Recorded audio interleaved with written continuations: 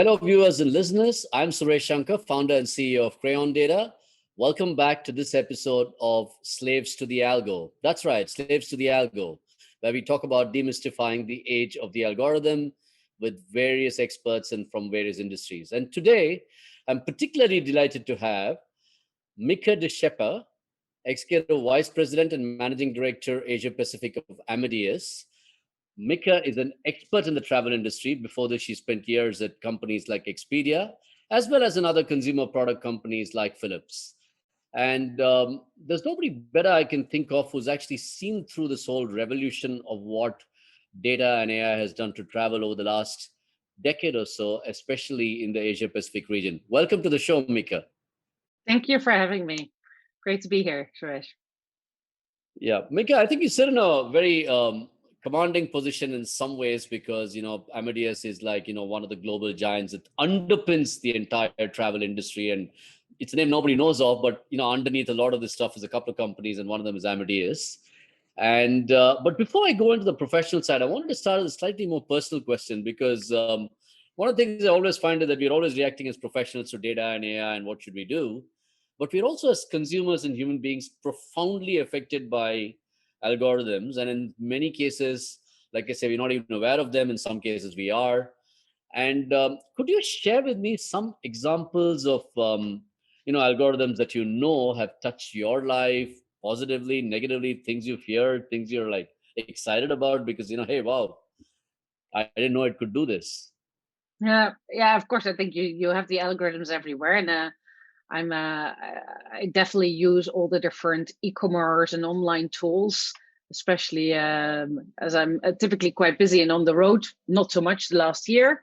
So I use all the different tools. I would say there are some good ones. Of course, I mean, the music recommendations on Spotify, Netflix, of course, although sometimes I hope that Netflix would give me some more creative ideas, but they still give me suggestions. But it is sometimes challenging to get them right, no? Because if you have my kids use my phone as well, and suddenly I get this really weird mix of recommendations there. So it is a fine tuning, I think, and that's my personal experience. Some of them get it better. They kind of know that there's multiple people on the device, and therefore they can differentiate that. While in some other places it goes completely wrong, and you get the weirdest ads coming through. So it's a bit of a hit and miss. I would say in the area of ads, for me, it's typically more a miss. I don't really find myself that attracted to some of the stuff. While when it comes to recommendations and trying new things and new experiences on a Kindle or Spotify and Netflix, as I said, can be surprising. And that's wonderful. And I'm going to go a little bit deeper into some of those examples that you did as we go through the show, and we'll talk about it in the context of travel and how I think it's a human being behind the algorithm that can actually deliver this as well. But you worked, I think you worked in a couple of really large online travel players. One was Expedia, which is a consumer, and then Amadeus, which is more like the backbone. And one of the claims at Expedia is the fact that they make apparently about 600 billion predictions through AI every year. Now, that's a staggering number. And it's always very, I'm always curious, how do people come up with 600 billion? But I'm not going into the number. What kind of predictions and what kind of things do people do today, when you're improving the travel experience? And, could you share us some examples of that? Yeah, and I would say in the travel experience, I mean, the prime example is really trying to provide the right results when somebody searches for a certain flight or a hotel. How do you make sure that the top results there are the right one for that traveler? And so in Expedia, we call that sort. In Amadeus, we call it search. Because most consumers don't go behind after the first page. And talking first page, which would mean that you actually are looking on a computer, which most people don't do. They're on a mobile phone. So on a mobile phone, you basically have 5 results that matter. And it's pretty important for an Expedia or when we enable as Amadeus search to make sure that you provide the right 5 there. Because typically for a flight, as Amadeus, our traditional search results return 200 flight results. But in reality, people want to see 5, and those need to be the most relevant. And then, so how do you take, and that's really where data comes in and AI comes in on really fine tuning and understanding how to make sure that you have the right 5 so people actually convert on that flight. And that's fascinating because please explain this to me. I go on and I search, and the top five things I now see are either ads or they are for the most popular things. And like, why is this? It's so much data out there that those five search results that I'm getting, the top five, are still not what, you know, why would Oh, but Google actually not be able to tell me these things, for example? yeah, okay, because for example, it's more specific. They have more specific information about you when you are in a flight. When you go on Expedia, you're pretty sure you're going to be looking for a flight. No, and you're a certain type of traveler. If you've booked before, there's additional information about you, and so based on that, the best results are returned. Also, the best ads.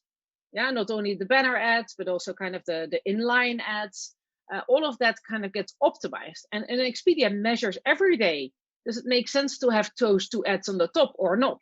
Does it improve our conversion or does it reduce? And they always have A and B tests every day. And most of the online players they all measure if these ads are actually adding value. And again, there are certain e-commerce players that have a very strong view around advertisements. I mean, I know Booking.com doesn't do ads. And they have a Hmm. strong principle in that. But again, I think it's finding that fine balance because not all ads are bad, and sometimes it True. really helps consumers to make a choice.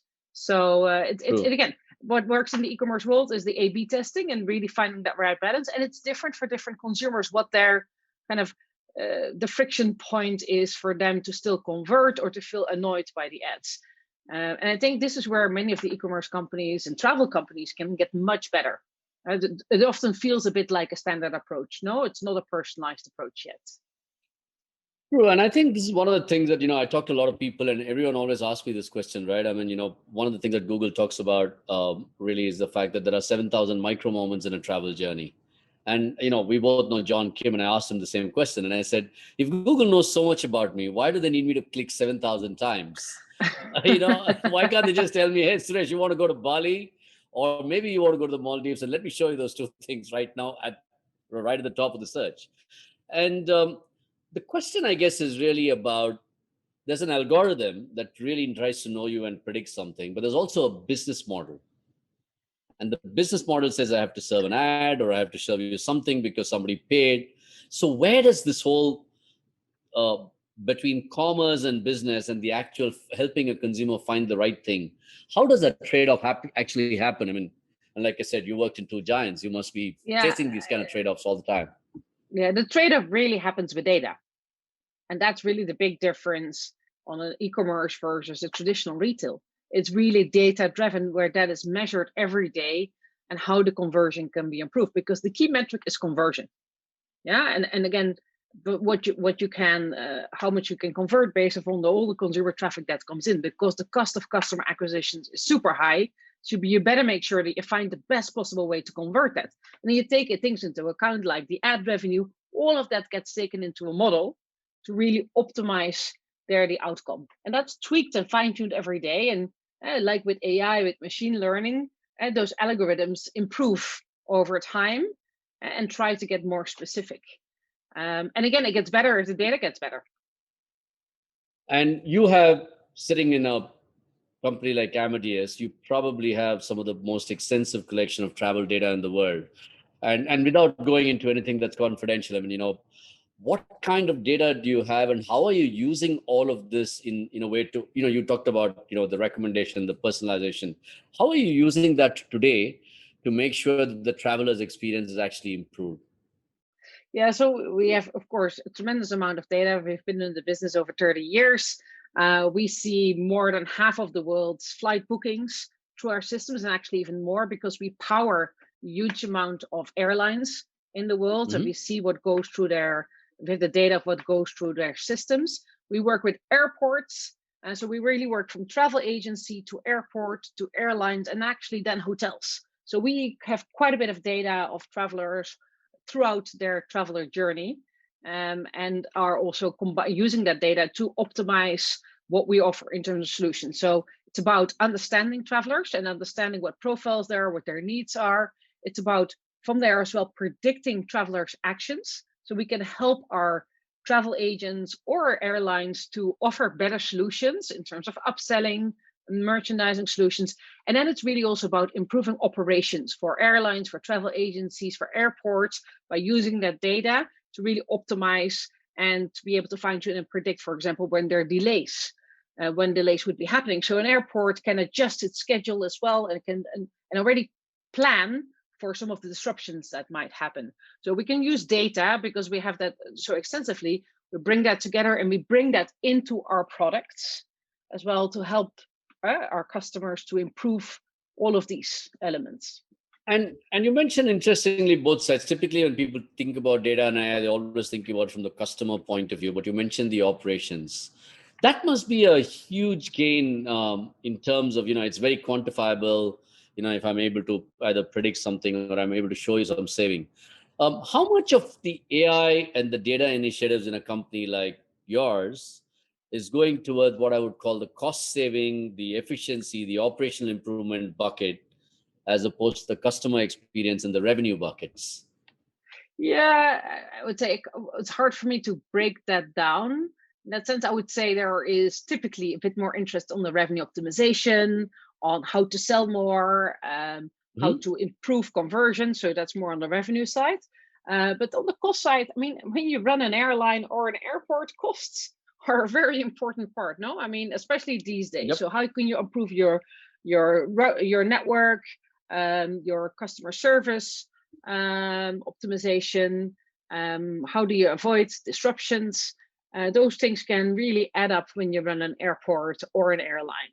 And so, again, I think typically these things work better once you've had a bad experience one time and you see what the cost is of actually having that disruption.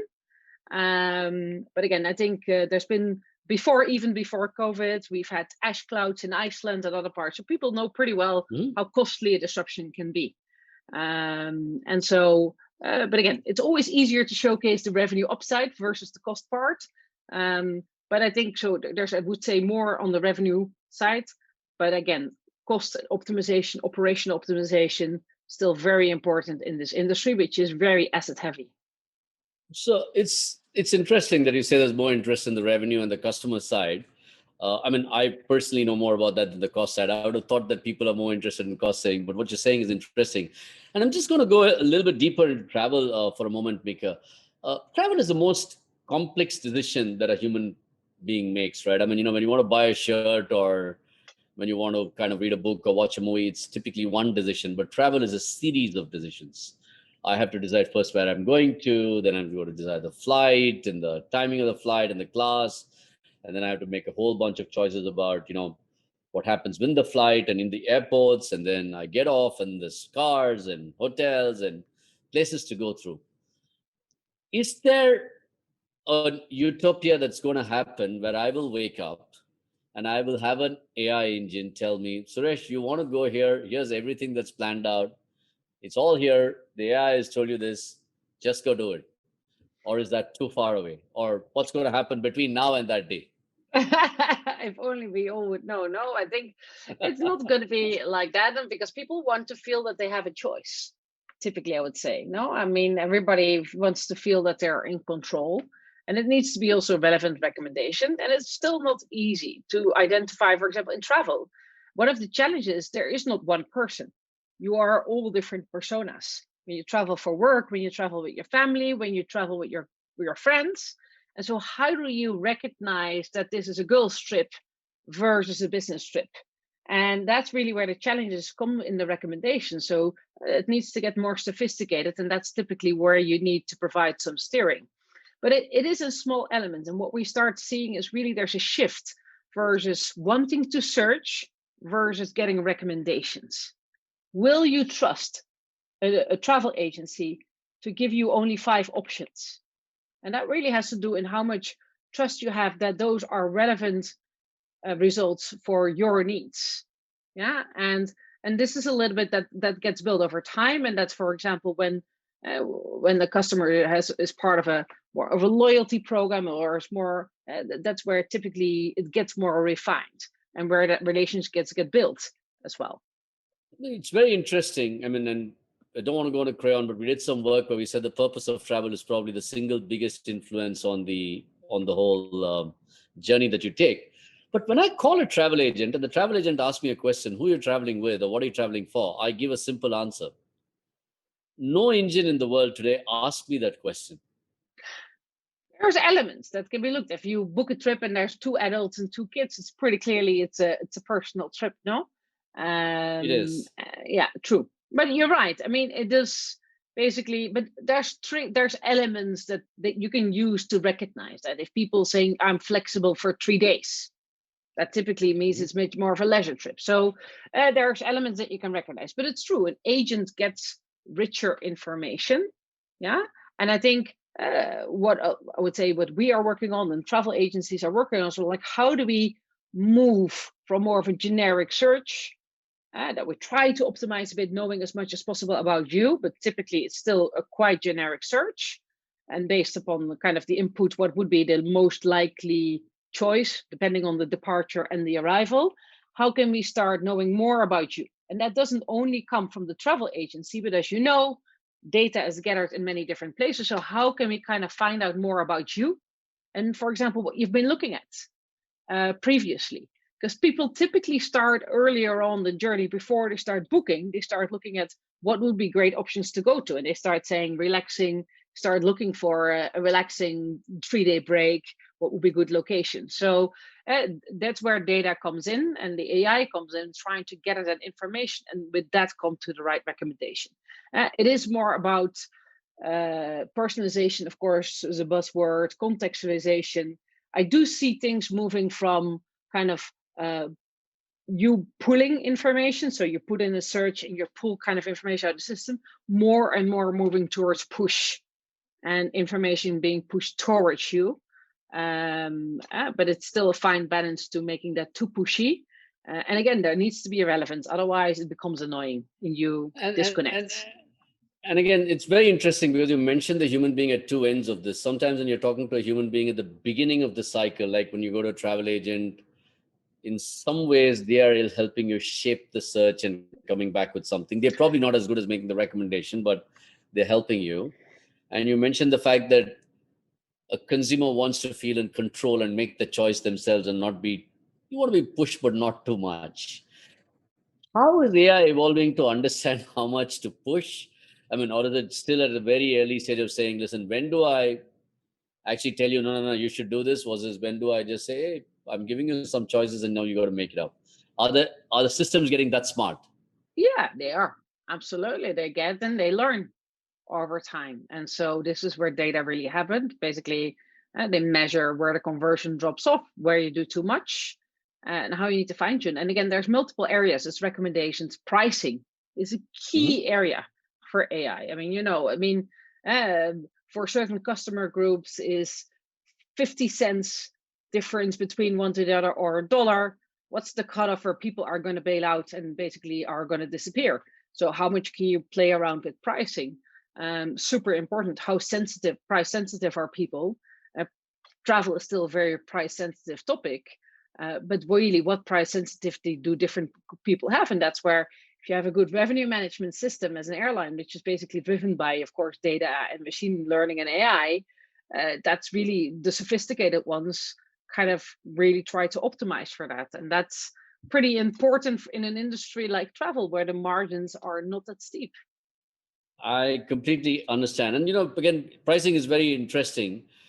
In your own experience, I mean, if you give a consumer a really great experience versus like just a little bit better, and let me not talk about a 20% better price because people will choose that, but a little bit better thing, is price generally a bigger factor in a consumer's decision? I mean, at a generic level than, let's Price, say, the right recommendation?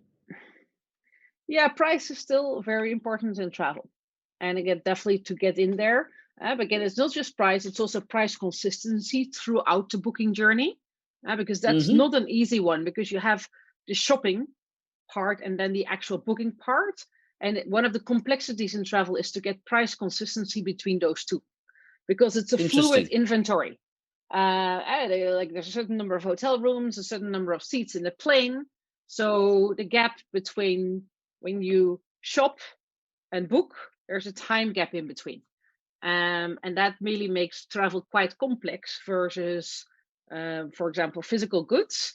because there's a dependency on the capacity that's really available. And so every time, and I've noticed this particular thing as an individual traveler. So you're saying I put it in the shopping cart, I come back and say, okay, let me decide this next morning. The price has Yeah, changed, and that is one of the big drop-off points, I guess, because you get and, and, dissatisfaction. and the question I get most when I was working with Expedia and even now is saying, can you tell me, do they measure that when you come back, then the price goes up? And I'm saying, like, why would we do that? No, I mean, why would you want to increase the price of something? Like, yeah, but always when I come back, there must be a cookie. So I always go to a different computer to be fresh and new, and they might give me the better offer. I mean, if that would really work in terms of improving conversion, of course, perhaps it would be done. But why would we? No, it's really about, it's a very fluid part. But people do feel that they're being cheated because companies take cookies and they take the information, and when you come back, your willingness to pay must be higher, so therefore the price is up. And again, these are people feel a bit that they are being watched and Isn't this therefore not a always that's a being fairly treated. that's fascinating because I feel like that, and I know something about data, right? And maybe it's a little bit, as you were talking, I was thinking maybe it's a little bit of human beings taking their real world experience. When you go into a shop and you're trying to bargaining and you kind of go away and you come back and the guy knows you want it, the shopkeeper knows you want it, and then is prepared to pick the price higher. Maybe we are taking the real world experience and bringing it into the digital world, and maybe the two worlds are not the same. It's quite interesting that No, you that's right. mentioned And this. there's some players. One of the companies I think that's doing very interesting thing was Hopper, Hmm. Hopper in the US.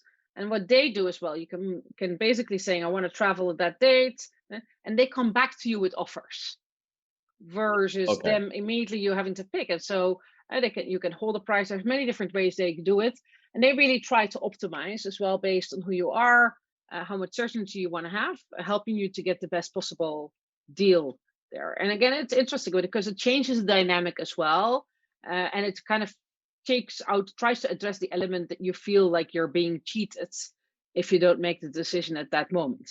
And more, there's kind of price guarantee or helping the consumer to get the confidence that they are getting the best deal. And that's a lot based on AI. No, we're trying to give these calendars about capacity that's available. Is these red days, green days? What will be the average price? What did people pay? Is this a good time to book? So more and more travel companies are starting to provide that type of information to consumers to make them feel more confident about booking a trip, because at the end of the day you want them to book that trip and you want them to have no worry and concerns that they're overpaying, because typically people, once they've booked, the likelihood to cancel is lower. Absolutely. It's interesting, again, going back to the human machine thing. One of the things that we have believed, and not a pitch for Crayon, but I think one of the things we believed is that a combination of the human being and the AI typically delivers a superior experience and result than a purely human-led decision or a purely data-led decision. And I'm going to just give you an example, right? We work with a very large credit card company that does a lot of work in travel, and when they talked about personalization, they said, can you deliver the personalization to the concierge so that the concierge knows those top five destinations and he can use it to have a conversation with the customer? Yeah. And I don't know your own experience in this, because their view and our view then was that the conversation backed by data allows you to actually narrow down and filter what is needed. I don't know your take, and I'd love to get your take on this, being an expert in travel yourself. Yeah, I think I mean, and companies use this as well. I mean, you can't run purely on data. You actually need to understand what's happening in the context. And I'm trying to think of an example, but for sure, I mean, with all the data in the world, you still need to understand the context where that data has been in, and you can't measure everything. And again, I've had many debates over the years where a lot of the engineers say, like, you can measure everything and we can manage this globally. And for example, one example, being based in Asia Pacific. Yeah, I mean, a lot of the tech companies believe they can do everything out of their HQ where all their product and engineers are. I don't believe in True. that, because I believe you need to be in the market, because things mean different things. And once you start looking just at data, I think you don't always get it right. And I think this is where you have to find a combination between the human insight and the data. True, and I think this whole thing about while it is true the world is getting Sorry, globalized and so on, that we is have a small perfectly fine. visitor. I mean, Hey, say no, hello. hello. Hey, you have a background. Yeah, I have a background. Good. Hey, mommy. So, Go and Can I play. swim? Yes, you can swim. I keep saying this, and hey, that's the first child that we've had on Slaves to the Algo. Welcome Okay. to your Oh, son. he is always the regular in my team meetings, and when he doesn't show up, my team says, "Wait, where is he?" No, no, but it's very interesting because I do keep saying this to people that in this new world we live in, your child, your spouse, your dog has more of a right to be in your home than than a stranger does. So, lovely interruption that was. But I mean, I'm conscious of the time out here, and I'm sure we can talk a lot more. I'm going to go away from just the flights and the travel to the hospitality industry, right? And do you think that, between airlines and, the airline industry is definitely changing, but the hotels as well. Do you think that now hotels are going to start being able to interact directly with consumers, bypass this whole travel agency thing, and try and figure out what people want, set up full experiences for them? Do you think this is going to happen very soon?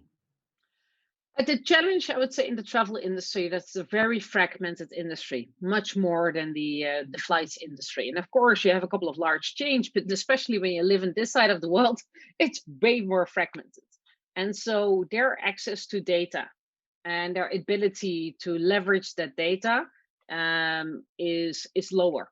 And again, their ability as well to reach consumers. And again, when I was at Expedia, we focused on also enabling the hotels to be in touch directly with the traveler, yeah, and not to shield that off. There's, I think, that's a bit of the past, no, that travel agencies are trying to shield the travelers off, because there's really no benefit of doing that, because at the end of the day, the traveler also wants to be in touch with the hotel to ask for specific things, and that. I would say Absolutely. I'm always surprised how, as a traveler myself, typically how poor the CRMs are of the hotels. I mean, the amount of times I don't like sweet stuff. The amount of time I have a chocolate cake in my hotel room, I don't know how often. And again, they should be remarking somewhere that I'm never eating that thing. No, I I've prefer had I've sparkling had a lot water. of complaints about Muslim travelers saying, "Why is there a bottle of wine?" I mean, I'm like, it's not very These are hard. things like it's that feels so impersonal. And again, perhaps even when you're a frequent traveler, the way that they capture that information, how it's there. I mean, there's still a lot of work that needs to happen around the CRM systems.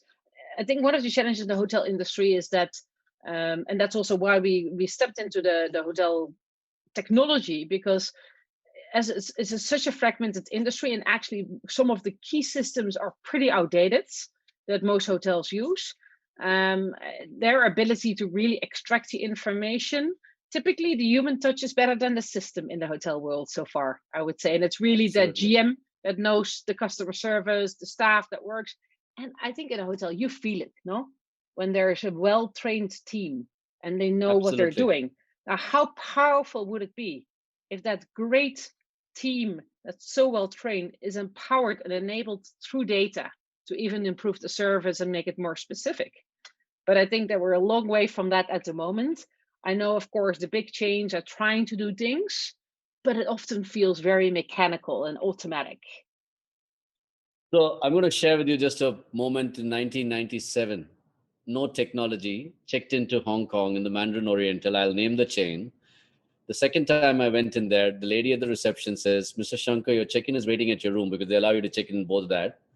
And there is an iron, a steam iron waiting for you. You take the morning flight, you go on at 12, you want to iron your clothes before you head out for the meeting. And I'm like, "How did you know that?"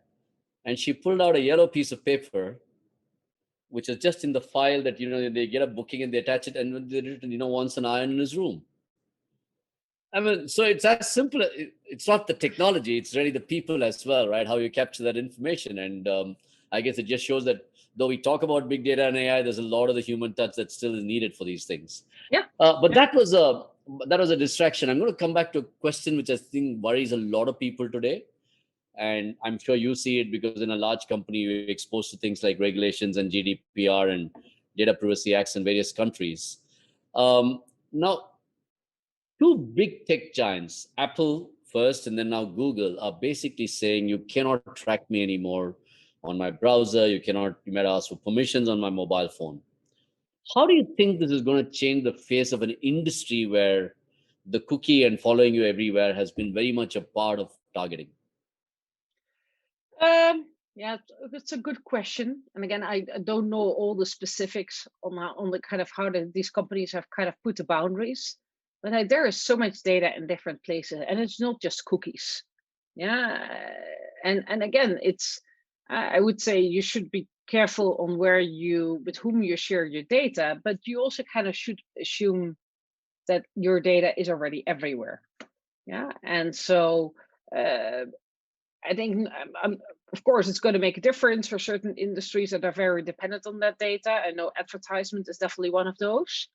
But I think um, using data and helping and using that for good, not, I think that's really where there's a lot of benefit from it. And again, you see that in the travel industry, where it's going to help travelers to have a more frictionless experience. And again, it's so many other industries that you've talked about before, where data is really helping to save lives. No? And I think Hmm. so. It's not all bad. We've been using data and scientific data for a long time. It's just the size of it and the amount of data that you have now here. It is much richer than it was before, and therefore new things are possible that were not possible before. So I don't think we should see it as something scary. Of Hmm. course, you should stay conscious. Again, you don't let your money and your things kind of scatter around. But again, it's like uh, I would say it is something that's out there, and you should. I'm the glass half full person. You should see that it's going to Okay. help you for things to get better. No, that is such a wonderful thing because I think there are people who are genuinely scared about, I think, the hold of tech giants and the amount of data that's out there. But you are right. I mean, in some ways, data is like a gun. I mean, it's really the person who holds the data and what they do with it Yeah. as much what it is. Mickey, I'm going to ask you one last question before you go. I know you can't talk, and I don't know whether you or anybody else in the world knows when travel will come back. But if you move away, travel and move, take a 3 or 5 year horizon, can you share us something that you think are going to be a completely different in travel that is led by AI and data? Some new trends that you're seeing? I mean, okay, so I think travel will come back. People, that's not me, it's Barry Deller. When there's life, there's travel. People want to travel. And I think, I mean, we see technology as a key enabler to get travel started again. And the reason is because be able to get the certificates of all that you have vaccination, all of that, to have that information being shared, just the information that people need to know, what papers they need, all of that. That's a lot of data that needs to be gathered and needs to be shared and updated around the right time.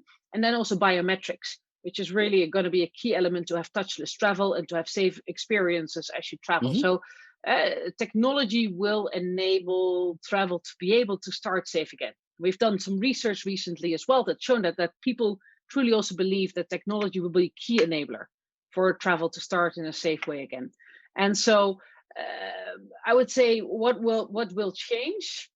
Uh, too difficult to say, but I think we do see overall already that, I mean, more people, and again throughout the whole pandemic, are doing things much more even online, in terms of Hmm. shopping, talking, meeting, all of that. So more of that moves to a digital and online space. So that will give more opportunities, and that will also uh, have a need for different experiences in a digital space than from before. And I think you'll start seeing different business models come up. And where some people are challenged throughout the pandemic, there's others who will come up with new ideas and fill that void. I have my own personal take on it. Thank you. That is quite interesting, especially the role of biometrics and all these vaccine passports and all of that, and how technology can enable that. My own belief is that a lot of people are going to start traveling the way we used to travel, longer trips. I mean, I think we've all gotten used to thinking I can go on a flight, go and I can hop across the pond and come back in a day or the same day, or I can do a 2 day trip. Because of, I think, the friction that's going to come around medical, I think longer trips are going to be in. So to me, it's very interesting because what happens when I take a longer trip? Because everything about the consumer behavior changes when I'm planning for 5 days or 10 days as opposed to just going out there. So I think we're up for a very interesting times in the travel business when it does come back, as it will. And Mika, I think, like I said, travel is such a integral part of all our lives. I guess we could keep talking for a lot, but I really like to thank you for being on the show and sharing some of your experiences in the travel industry and how data and AI is being used. Um, to my viewers, and so thank you very much once again for being on the show. To my viewers and listeners, that was Mieke de Schepper, Managing Director of Amadeus Travel in Asia Pacific, a travel veteran, a person who has been at the forefront of using technology to change the face of travel. And for all of you who are wondering, yes, she says travel will come back. She can't predict when, neither can I. No one can, but soon enough. And please do subscribe. And it's via Steps to the Algo is on Google Podcast, Spotify, Apple Podcast, and on YouTube. Thank you for listening to the show. And once again, a very, very big thank you, Mieke, for sharing your experiences on data and travel and AI. Thank you for being on the show. Thank you.